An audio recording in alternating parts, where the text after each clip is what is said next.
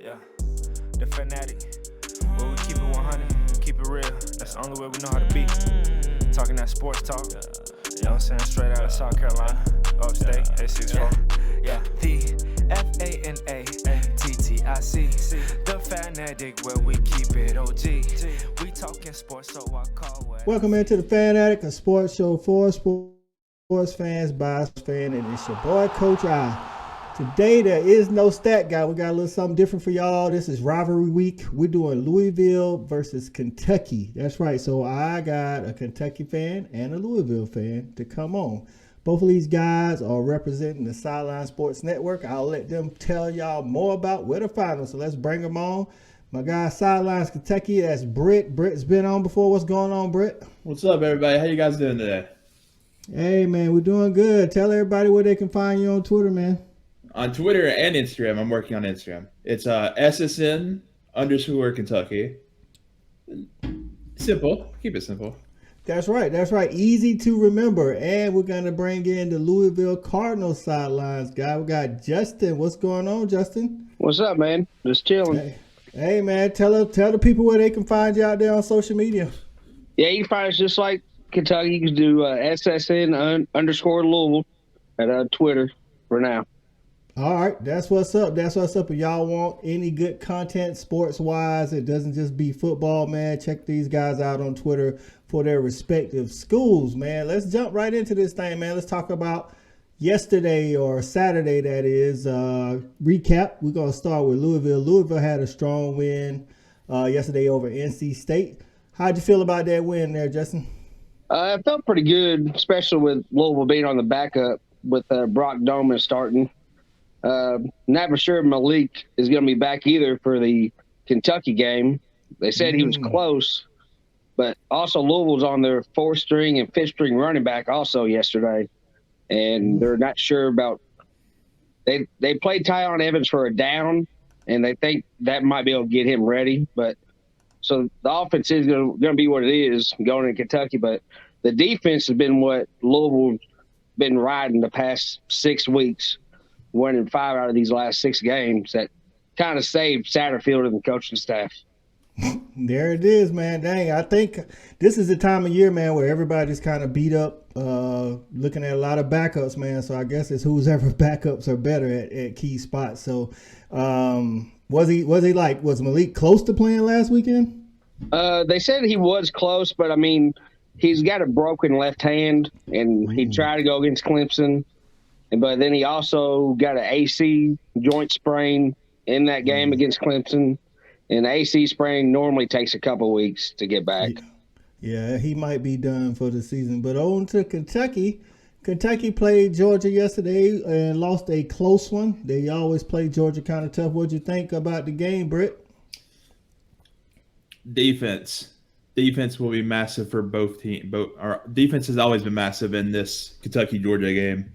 So it's just a matter of which defense does better. Both defenses did great. Just Georgia's offense did that a little bit more. But yeah, I thought it was good. I thought we were going to lose by Friday.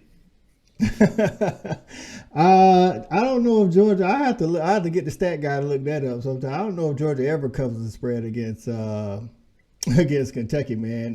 It's always a hard fought game. You guys just came out on the bad end of it, man. So let's jump into this rivalry, man. You guys play for the Governor's Cup. Is this like you guys personally? Do you guys like don't wear blue and red during the week, Justin, or it's just like a friendly rivalry? The only blue I got in my closet's Atlanta Braves blue. I don't wear any blue at all throughout the year, 365 days a week. I feel it. I don't have any red. My high school rivalries were red as well. So I just kind of like broke my way into Kentucky and Louisville instead of my hometown versus the hometown rival. So either one of you guys going to the game this weekend? Nope. Me and a bunch of buddies, we've been going the past 4 years down in Lexington. So we are planning on going right now. Okay. And so how's the atmosphere at the game? Is it a real nice tailgate, or is it some choice words in the parking lot? It is. Well, how it is down in Lexington, the past few times I've been going down there, it's always been noon games. So it's been kind of not everybody's real drunk or nothing just yet. But the past couple of years it's been at Louisville, it's been the nighttime games, and those ones always get the rowdiest of about 8 hours of tailgating. That's true. That is true. I can imagine so, man. But it's all, hey, listen, man, college football rivalry week, man, it's always good fun, man. Let's go ahead and jump into it, talk about that Louisville offense versus Kentucky's defense. So, with everybody being out, who you think is starting at quarterback there, Justin? I'm guessing Brock Doman's going to be the starter, but they said Malik's close. I think if Malik can go, I mean, it's going to be on if Malik can move on his legs. Really, it's going to be Malik and Evans and Jordan just trying to run against Kentucky because Kentucky seemed like they kind of struggled against the run game this year. So, well, yeah, Georgia did. Georgia was able to move the ball on the ground. Kentucky overall is they're giving up 145 on the ground. So maybe you guys like Kenny McIntosh had a good day Saturday against the Wildcats. So what do you think your running backs? You think your running backs will be able to get some yards against that Kentucky run defense? Yeah, our running backs have been able to get run yards all this year. Like NC State this past weekend, they're top 20 overall defense, and Jawar Jordan, the fourth-string running back, had over 100 yards rushing for us. Okay, so Britt, what are you thinking about trying to stop that Louisville run game?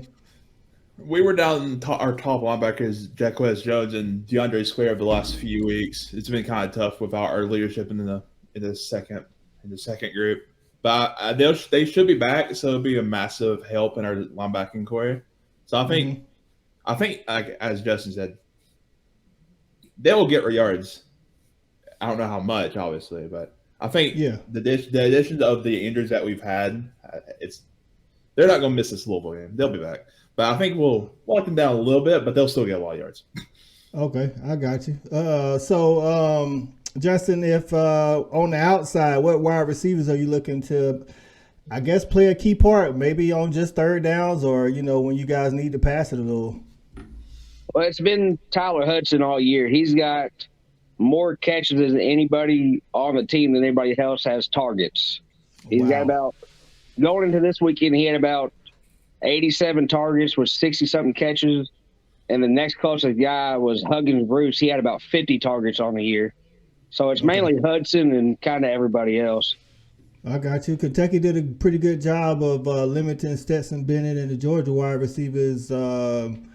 Britt, you thinking you big guys will be able to slow them down, especially since they're having a backup quarterback this week? Well, Malik has always had his trouble versus Kentucky. We've seen in past years, obviously. But I feel like we've never went up versus, who is it again? Dower or whatever? Doman, yeah, he's a JUCO. Doman. JUCO. We've never went versus Doman. I don't know much about Doman. And they beat NC State by like 15 last week, so they're looking good. But I think Carrington and Valentine would have a word to say. Yeah. But it's just random with Kentucky's secondary these days. But Valentine would be the one that would look for to lock someone down.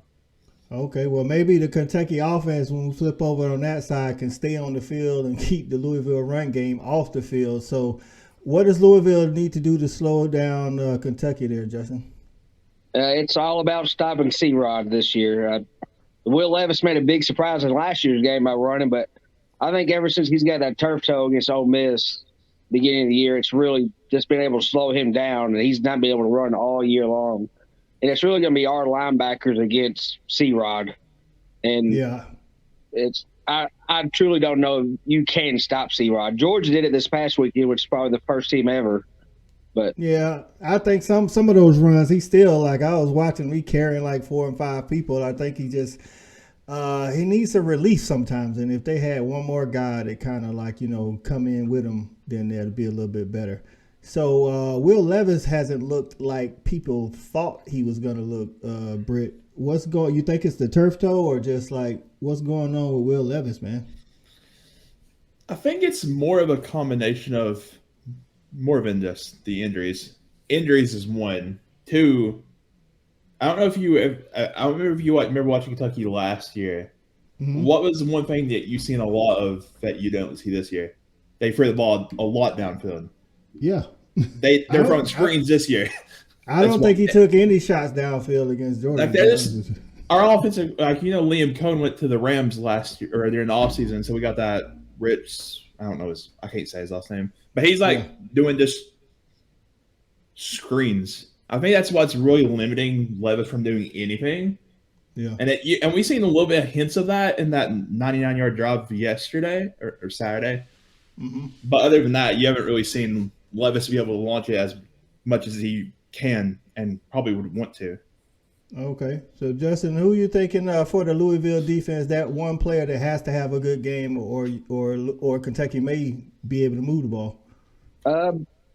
We're going to need Monty Montgomery to have a huge game at middle linebacker, but if Kentucky's going to try to throw the ball, it's going to be all about the defensive line and that with Yasu Adu.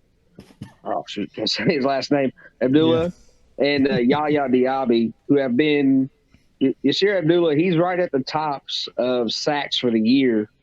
And I think we average a sack every 8 pass attempts, which I think is top 10 in the nation at that. So we just got to do a lot of sacks and hopefully get Will Levis on and try to get him on the move and try to get him to throw interceptions.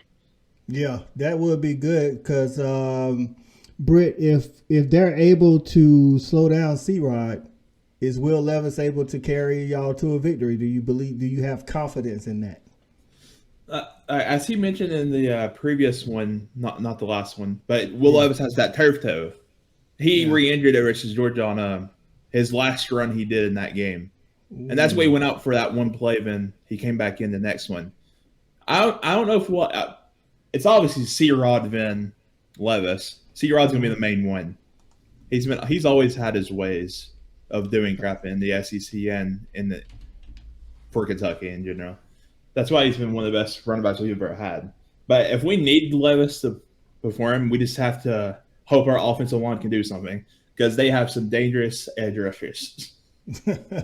Definitely, man. So on to the predictions. My bad. On to the predictions. You guys, the MVP of this game wins the Howard Snellenberger Award. Is that what it is? Yep. Okay, so I want you guys to give me your prediction and tell me who you think will win the Howard Snellenberger Award. The spread on this game is 3.5. So it's 3.5. Kentucky is picked to win. So Kentucky's picked to win by 3.5. It's probably because they're at home. Vegas tends to give the home team a field goal. So they're basically saying these teams are even, but because Kentucky's at home, they're going to win. I'll start with you, Justin, since you're the visiting team. I'm going to say Louisville wins 27-21, and I'm going to go with Yasir Abdullah with about 3 sacks on the game, who's going to be our MVP of the game. That might happen, especially since, like Brett said, Will Levis re-entered that turf toe on the last couple runs against Georgia. So, all right, Brett, who you think going to win, and give me the Howard Snellenberger Award winner. All right. First off, I do think our offensive line will struggle with their edge rushers. I will never pick Louisville, even though no matter how good I think they are. I'm going to go with I think our defenses have been great for our conferences the whole season. But I feel like this will be we'll score a lot more than normal. I think it'll be like 35-31 Kentucky. That's what I'm going with. And obviously I'm not going to go against Christopher Rodriguez. Yeah. There's no chance I'm going to. So yeah, that's my MVP. All right, there it is, man. I don't know how to call this game because Will Levis's injury. You got Malik may or may not play. Like if Malik played and he was healthy, I probably would pick Louisville. You know what I'm saying? I think Louisville is going to be able to get to Will Levis, but I also think Chris Rodriguez is going to be able to run. So yeah. I'm gonna go 21-17 Kentucky because Kentucky is at home. If it was at Louisville, I probably would just flip it the other way. Fair enough. So we'll see this game. Do you guys know what time this game comes on Saturday? 3, right? Yeah, 3:00 SEC Network. Yeah, you guys get the good time since Georgia plays Georgia Tech at the noon snoozer slot.